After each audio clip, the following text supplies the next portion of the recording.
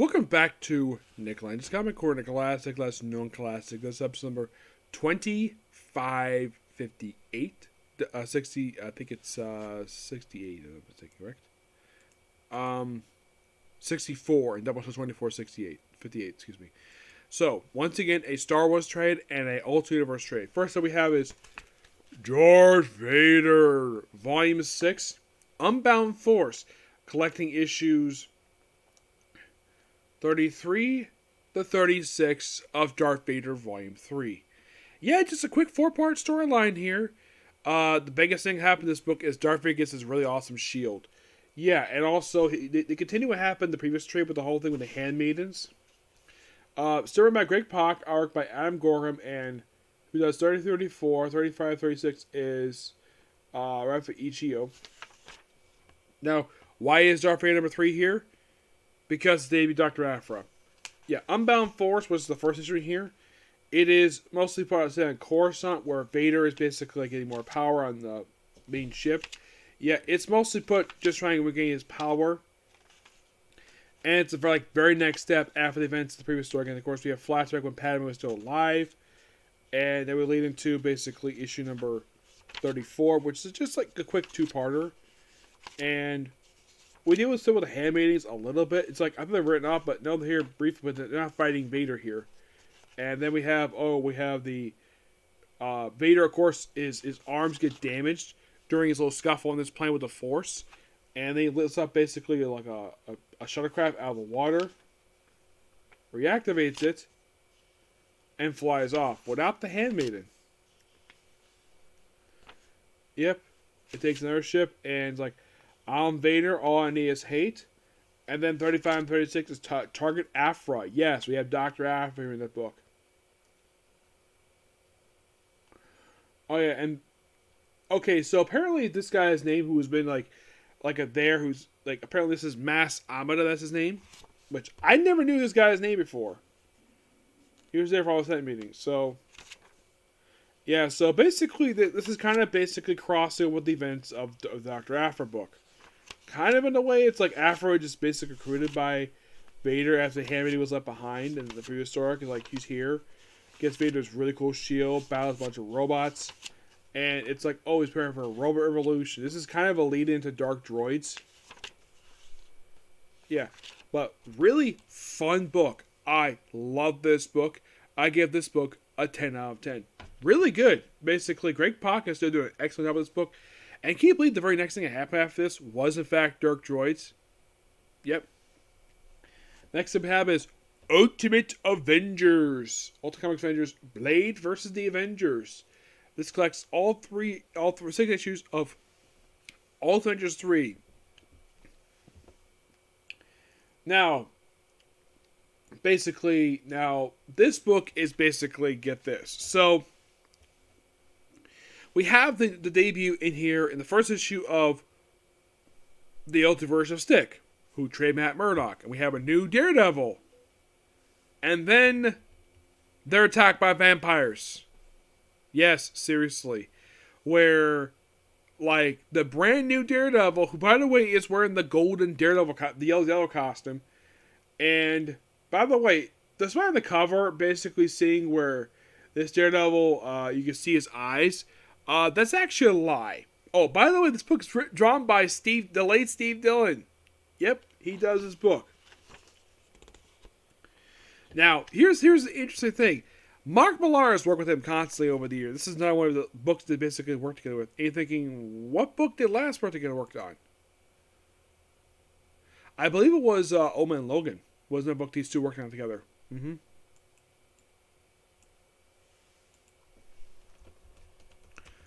I really wish I met Steve Dillon before he passed away. I love the guy's artwork. And I really wish I met him. But sadly never met him before. Because he passed away when he was working on one of the Punisher book. He passed away halfway through issue number, I think it was issue 7. He was working issue 7 when he passed away. Mm-hmm. So aside from this book,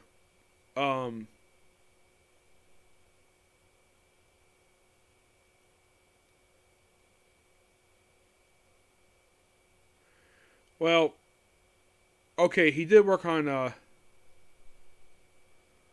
let's see. Um Apparently the last Ultimateverse book he worked on prior to this very book was the annual for Ultimates 2. Mm-hmm. Yeah, that was the last book he worked on. Mm-hmm. That he worked on the annual for. Really? Yeah, that was because he didn't work on much books Marvel. Not a lot per se, no.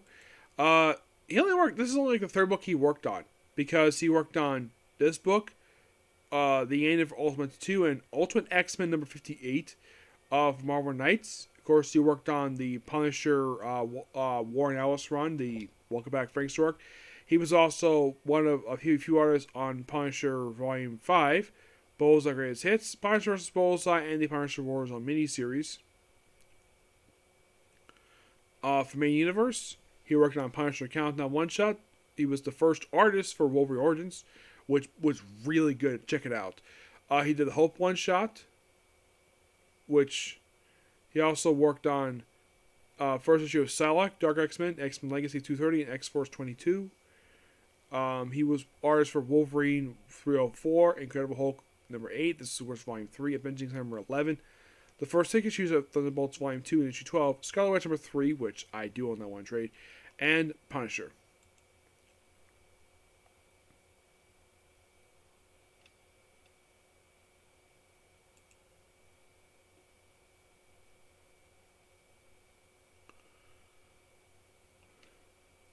Okay, so he had worked on the very first annual for Ultimates 2. Mm-hmm. Yeah, he worked on the very first one. Yep. And that's collecting a trade known as the Ultimate Annuals. Yeah. So the story of this one is that Blade gets involved in this.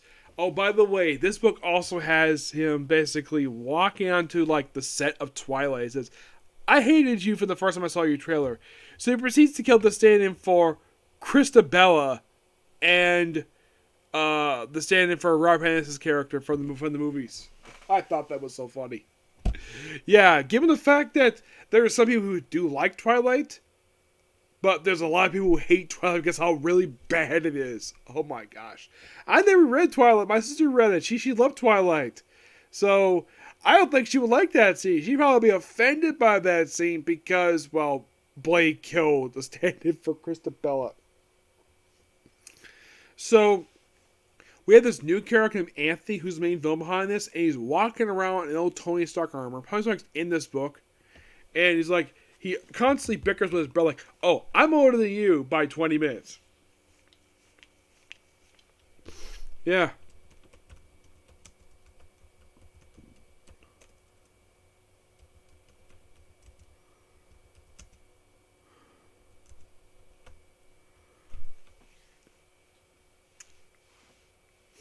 Yeah. So, we also see the first appearance of Darius. Yeah. He was a vampire. Now, if you're curious, does he exist in the Prime continuity? Oh, yes, he does. Except he wasn't a vampire. Nope, he was one of the destroyers. Yep, so basically Mark Millar turned a character who was... Now you might be thinking, okay, so Destroyer actually made his debut in Destroyer Volume 3 in 2009. Yeah. This character made his debut in just his opening issue. And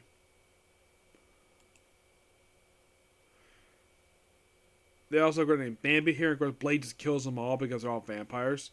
And the first appearance of a guy by the name Anthony. We don't know much about this guy aside from the fact he's an acquaintance of... Okay, it's revealed in this book that the main villain in this book apparently was a student of Styx, so he turns into a vampire. Yeah, how he became a vampire? It's a... Now we'll explain here. Yeah.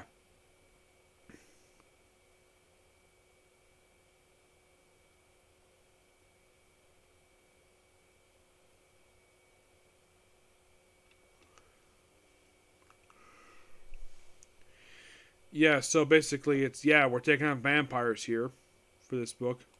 Mm-hmm.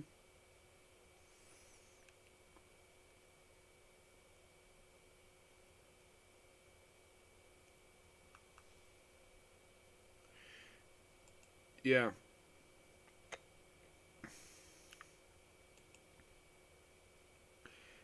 Yeah, and by the way, Nerd Hulk is turned vampire in this book.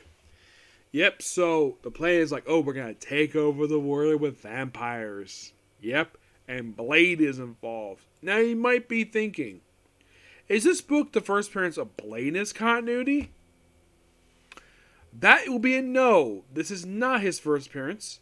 His first appearance actually was in Ultimate Spider-Man 63. He's a Bendis creation. And this is fun. It happened in the fourth issue of this book. Apparently, Eric hates fellow movie driven killing the main characters. Okay, that was hilarious. Yes. I think so, anyways. Yeah, when he appeared in this book, his last appearance was in Ultimate Spider-Man number 95. Yeah, when it dealt with the universe debut of Michael Morbius. Yes, for some reason that was his, well, it was a flashback, but technically you could say the last appearance he appeared was Ultimate Spider-Man 63. He also appeared in Ultimate Spider-Man Special. Yes. As a bad guy.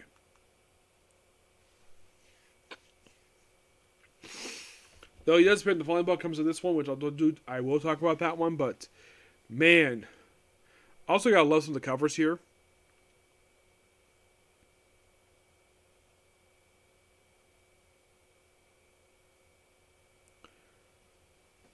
Yeah, so basically, like, we have vampires, so I think we have even more Captain America's turned a vampire, though he gets cured. Somehow, it's not really explained here. So, like, okay, then the vampires are taking the Triskelion, and then, like, we have the Russian Thor appearing return here. First time he's appeared since Ultimates 2. Yeah, Mark Millar brings this guy back. After he's been gone for a while. Yeah, if you're curious, the guy had been gone since that book. And also, they turned one of the Giant Man into a vampire. Somehow off screen. Yeah, last time he appeared part of this book was in Ultimates 2, number 13. That was the last time he appeared. That was back in 2007. This issue he appeared in issue 17, basically issue 5 of this very book, was in 2010.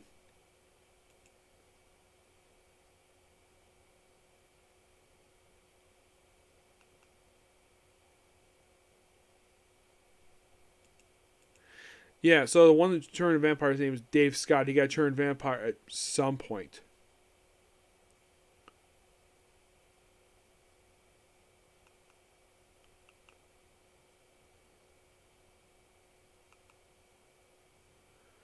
Yeah, and Tony Stark's here. There's even a giant man named Peter. Yes, seriously, a giant man named Peter who basically fights out the vampire giant man and kills him with a freaking jet. So, and of course, Nerd Hulk, who is a vampire in this book, proceeds to put him by snapping his neck with one hand. So Cap's like, oh, you asked for it now. So he picks up Pure. By the way, Pure in this book is wearing the outfit that Thor in this universe used to wear back in Ultimates 1 and 2. Even got the freaking belt. And he takes Pure's hammer. And Nerd Hulk realizes what's going to happen. Like, oh crap, stop him. Do not let him slam on the ground. And he slams on the ground. And he transports the Triskelion to Iran. And kills all the vampires, including Nerd Hulk. Yep, Nerd Hulk, Stick is killed here, along with the Giant Man here and Banner Hulk. Yeah, they're all dead. Yeah, and this ending leads into the stuff that happens in the very next book, Ultimate Avengers versus New Ultimates. Yes, because the end of this book, it's shown. You have this. Gregory Stark contacting Cap's like, Cap? Yeah, what is it, Dr. Stark? My brother has been killed. Can you come here, please? Yes, implying that he killed off Tony Stark at the end of this book. Oh, don't worry, he's perfectly fine. Yeah, basically the end of this book says at the very next book. Yeah, but I love this book. This book was awesome. Yeah, and here's the thing though. This book you have Steve Dillon doing interior work. Now, we also have Greg Land doing some of the covers too, but he does not do the interior. Oh god, he does not do the interior.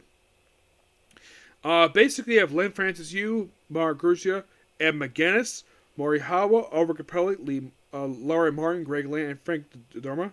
Yeah, but this book, a lot of fun. Loved it. Like I mentioned, I'm gonna give the book roughly a 9.5 out of 10. I felt this book was a definitely improvement over the first book, definitely, because the story was more interesting. Though the whole Cap thing with being vampire gets cured is not really explained. Before, it also has flashback in this book where Banner is basically asking Cap to be transferred off the Ultimate Avengers to the Ultimates. He wants to be off Project Avenger, and he thinks, oh, and Cap's like, yeah, you're a loser. And when he dies, like, you'll always be a loser. Then he dies. Yep. Oh, by the way, there's also, like, a tracker in his chest. So, Anthony proceeds to remove it. And by the way, Anthony is killed. By the way, 4 issues in this book, he gets killed off by Banner. By Nerd Hulk. Yeah, by chopping his head off with one hand. Yes, one hand chopped his head off. Yeah, that's kind of weird though. Like, okay, so you have the main villain of the story arc, and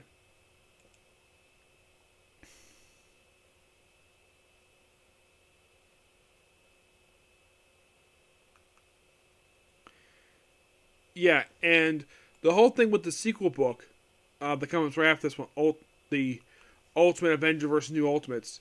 All that does is basically one of the plot threads that one trying to get the Triskelion back to, try to get back to U.S. Yeah, and one of the members who's part of this group is not part of this group in the relaunch. In this book in particular. Yeah, Spider. The one who's apparently Asian?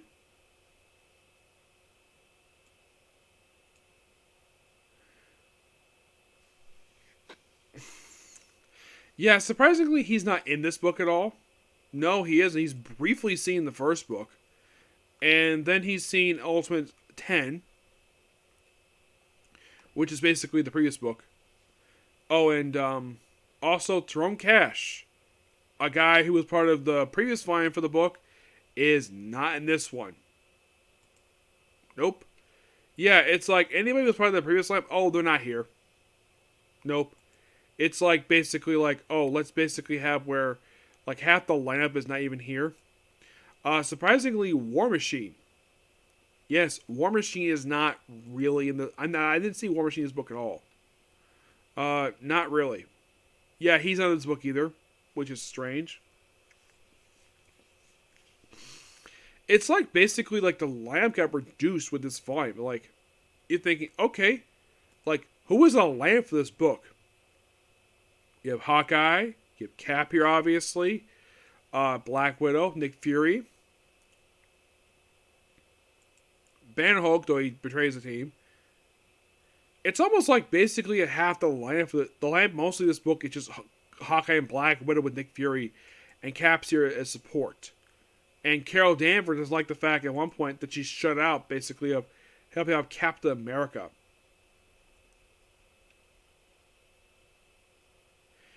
Yeah. And Gregor Stark is kind of here, but he does not play a role in this book at all. Oh no, he doesn't. Yeah, and it's like, oh, he born 20 minutes for Tony. Yeah. And he's only in this book for a few issues, but at least he's actually in this book. Because it's like, oh, all those cool characters we saw in the last book, oh, a lot of them not here for no reason. Yeah, I do not know the reason for it. Maybe they left, and then they came back with the very next book. I don't know, but damn. With that, I am done with Ultimate Avengers. Well, for a moment anyways, there's still one more book left, but for the main book, yeah, that book was the last one. Yep. Excuse me, because this book got relaunched as Ultimate Avengers vs. New Ultimates.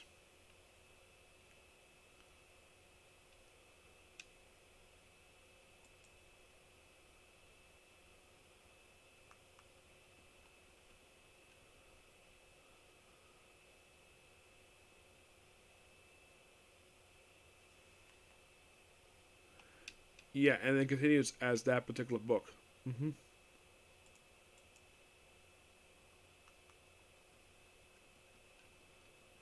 Yeah, it becomes like this mini series. Like this book wraps up.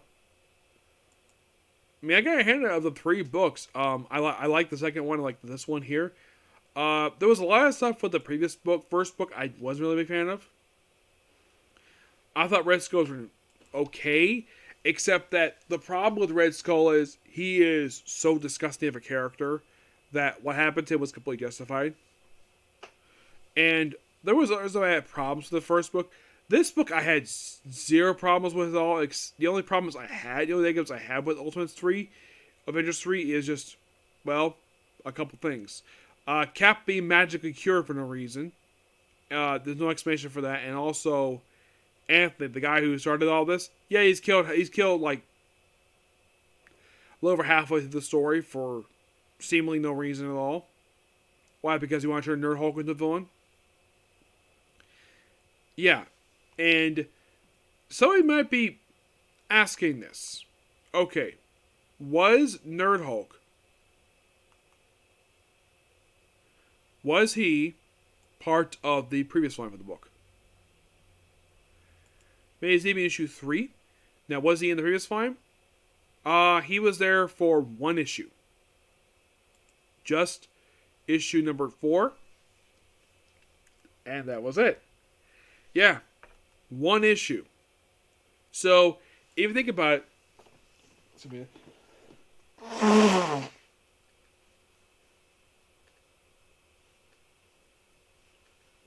So, the only character that's been in this book from start to finish have been just Hawkeye, Monica Chang, and Nick Fury.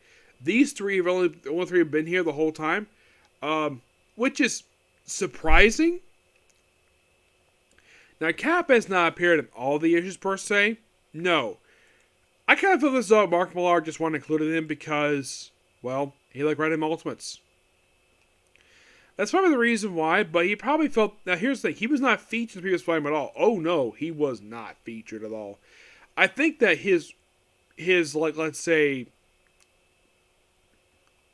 his inclusion in this book felt basically because Nerd Hulk. All because of Nerd Hulk. That was probably the reason for it. Yes, that's probably the reason why he was featured in this book. Like, over featured, let's say, in the previous book. Yeah, because, well, here's the thing. I think at that point, they finally start releasing New Ultimates. That's probably the reason why he was not featured in the previous volume that much at all. Yeah, but the problem with New Ultimates, this book suffered due delays. Oh my gosh. Like, when this book, like, the first issue of this book was released in March 2010. 2 was released in May. And it came out once every 2 months. You would seem like that. Like, okay, so 2 months there. 2 months. And then between issues 3 and 4, it is 3 freaking months. And then the final issue doesn't come out to 4 months later. Yeah, I would love to hear the reason why. I'm going to ask Jeff Lowe about this when I see him next month. Like, why this book was delayed. Like, what was with the delays of this book. Yeah. But I'll talk more about that in the future. But in the case of this book, Ultimates, Ultra Comics Ultimates, this book had no delays over the course of the 18 months it came out. No delays, except they kept relaunching numbering for this book. Not sure why, but there's that. Okay, so that's pretty much that particular view. Stay tuned for later for my interviews. Okay, next video. Bye.